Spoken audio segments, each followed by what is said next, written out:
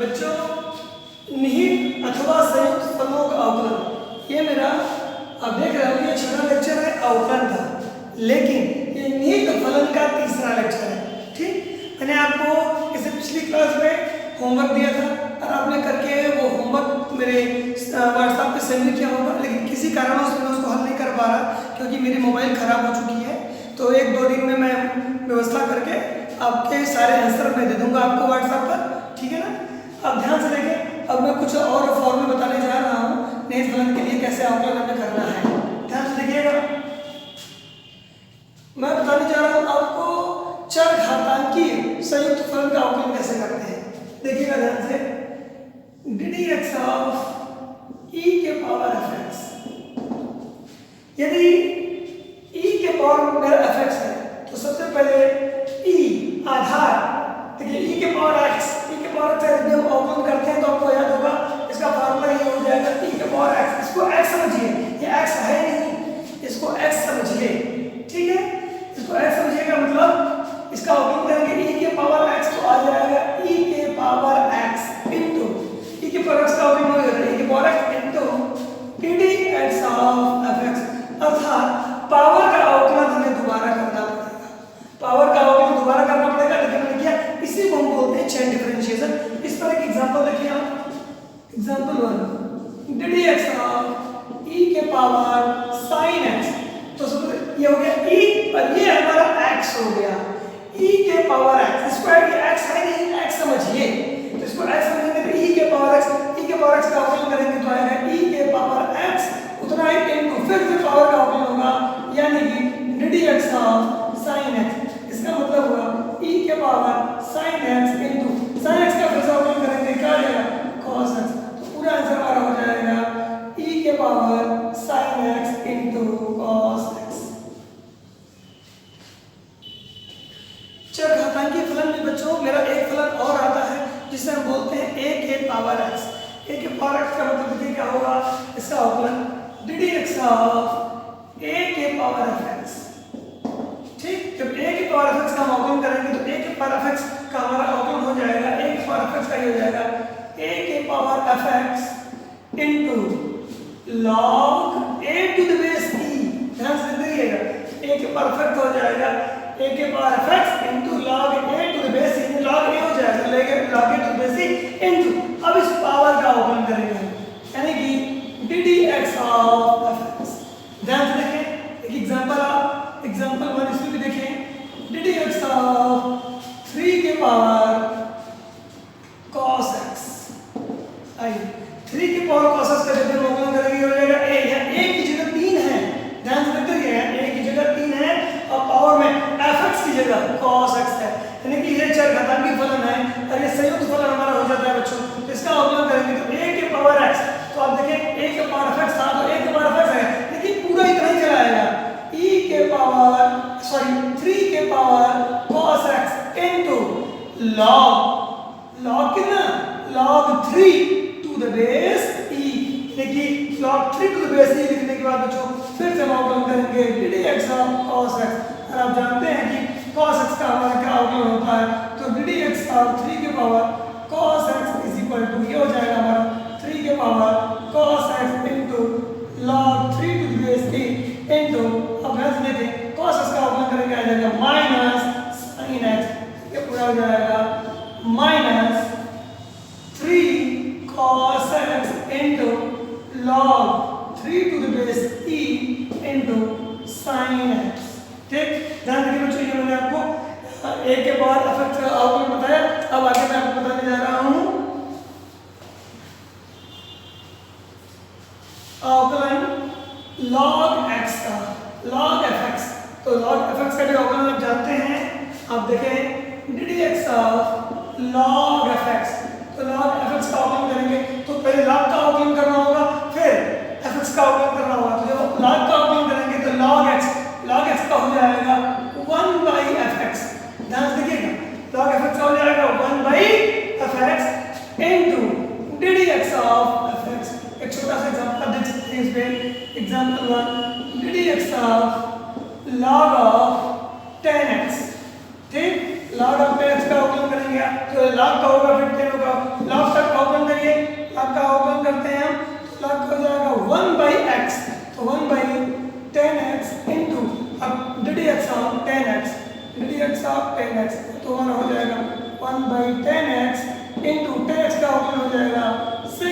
Square x ये हो जाएगा सेक स्क्वायर एक्स बाई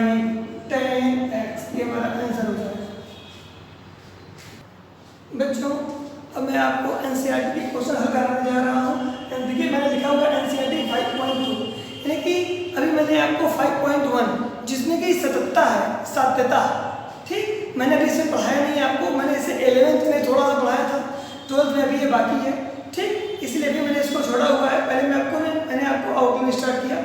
कि और नहीं समझ का आउटलाइन मैंने आपको बताया, ठीक है। तो 5.1 मैं ये जब 5.1 इधर मैं खत्म कर लेता हूँ, इसके बाद मैं 5.1 भी पूरा सॉल्व कराऊंगा। तो पहले आप आउटलाइन में देखें आप, ठीक, आउटलाइन में एनसीईआरटी 5.2 का क्वेश्चन नंबर 5, क्वेश्चन नंबर 5 की ddx अभी आउटलाइन करना है, ddx sin ax plus b upon cos cx plus d दिया हुआ है, इसका आउटलाइन हम कैसे करेंगे, ध्यान से सुनिएगा। सबसे पहले आप देखिए तो यहाँ पे दो फलन है, एक फलन अंश में है, दूसरा फलन हर में है। जब हम इसका आउटलाइन करने जाएंगे तो मुझे इसका सूत्र लगेगा u by v का, ये हमारा पूरा ऊपर u है और नीचे हमारा v है, ध्यान सुनिएगा। u by v का सूत्र आप जानते हैं। सबसे पहले आप किसको छोड़ देंगे, आप हर को छोड़ेंगे, ठीक है, मैं लिख रहा हूँ, जब मैं इसका आउटलाइन करने जाऊंगा हर को छोड़िए, cos cx plus d into outline करना पड़ेगा अंश का, ddx sin ax plus b, फिर माइनस होता है, अब उल्टा, अब अंश को छोड़िए, sin ax plus b, अब आउटलाइन कीजिए अब इसका हर का, into ddx cos cx plus d upon, अब याद होगा u by v का फॉर्मूला,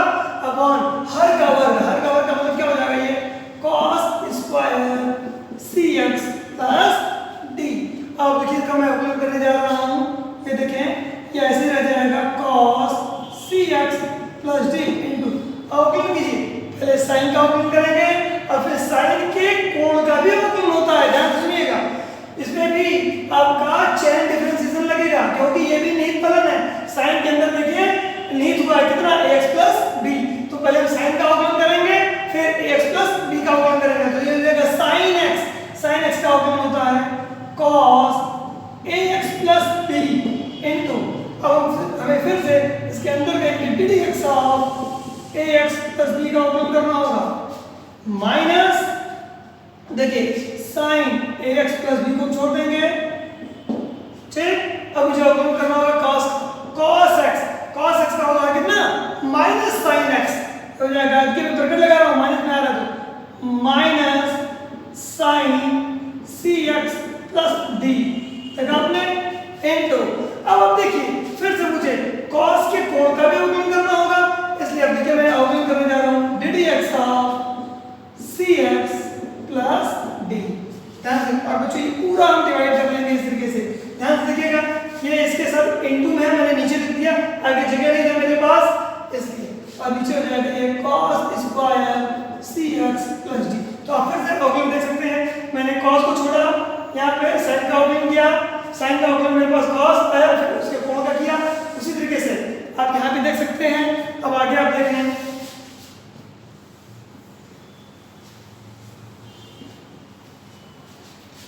इज इक्वल टू, देखो बच्चों ये हो जाएगा cos cx plus d into, यहाँ देखिए cos ax plus b into, अब इसके जब कोण का आउटलाइन करेंगे तो आप ax plus b का आउटलाइन करेंगे तो x का आउटलाइन हमेशा 1 हो जाएगा, अरे हमारा बाहर निकल जाएगा, और b का आउटलाइन आप जानते कितना हो जाएगा, 0 हो जाएगा, तो यहाँ से आ जाएगा a plus 0 माइनस, ध्यान देखिए बच्चों ये भी मेरा माइनस है, ये माइनस यहाँ आएगा तो क्या कर देगा, प्लस कर देगा, तो हो जाएगा plus sin ax plus b into sin cx plus d into, ध्यान से देखिए आपने इसका आउटलाइन करेंगे तो x का आउटलाइन 1 और d का आउटलाइन 0 हो जाएगा, तो यहाँ से केवल क्या बचेगा, c बचेगा हमारे पास, इंटू c प्लस 0 अपॉन, ध्यान से देखें, अपॉन ये हो जाएगा cos square cx plus t। तो देखिए बच्चों हमारे पास ये पूरा हो गया है, इस तरीके से हम लिख सकते हैं, ये a पहले लिख सकते हैं आप a cos x plus B plus ये सी पहले चला आएगा C sine A x plus B into sine C x plus D upon cos square C x plus D. बच्चों शायद आप इसे जब इसका आंसर देखेंगे तो आपको ये आंसर नहीं मिलेगा, क्योंकि मैंने भी इसे पूरा हल नहीं किया है। यदि मैं इसे पूरा हल कर दूं तो आपके एनसीईआरटी की बुक से इसका आंसर मैच कर जाएगा। ध्यान सुनिएगा, ये आप यहाँ भी छोड़ देंगे तो भी आपको पूरा नंबर मिलेगा। ऐसा नहीं है कि आप इसके नीचे और फर्दर हल करना जरूरी है, ऐसा कोई जरूरी नहीं है। लेकिन आप चाहते हैं कि आंसर मैच कर जाए तो आप आगे हल करें। आगे हल करने के लिए आपको करना क्या होगा, इसको जो हल देख रहे हैं इसको दोनों तरफ बांट देना होगा। इस तरीके से आप हल करेंगे तो आंसर की मैच कर जाएगा, हो जाएगा। ये पूरा इसके नीचे भी जाएगा और ये पूरा इसके नीचे भी जाएगा। बच्चों जब ये पूरा इसके नीचे जाएगा तो एक बार cos स्क्वायर इसका स्क्वायर और ये cos x प्लस d एक बार इससे कट जाएगा, ये पूरा इसके नीचे जाएगा तो ये हो जाएगा ऐसे a cos cx plus d into cos ax plus b upon, देखिए मैं बांट रहा हूँ उसको, हो जाएगा cos square cx plus d plus c sine ax plus b into sine cx plus d upon ये हो जाएगा cos square cx plus d। अब देखिए ऊपर, अब ऊपर देखिए